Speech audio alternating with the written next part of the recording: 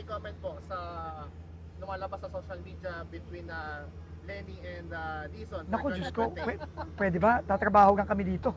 Huwag nyo nang papansinin yung mga ganyan.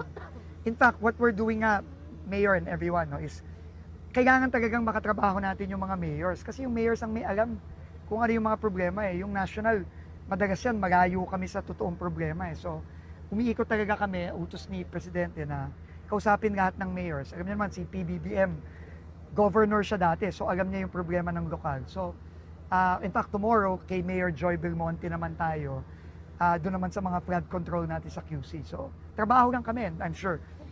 Si Mayor, yun din ang gusto. Mayor Lenny, May comment kanina si Secretary Dizon tungkol dun sa lumalabas na issue na tandem kayo. Sa iyo, ma'am. tandem naman kami ngayon. Sa darating na Pero election. trabaho. lang. Ang tagal pa. Ang tagal pa ng eleksyon, ang dami pa namin kailangan trabaho. So Yusek, yung tarpaulin doon sa Cebu, no comment din kayo doon, sir? Wala akong alam dun. Wala ka. Wala hindi magkatabi kayo ni Mayor doon. Wala. Last question po. Trabaho muna.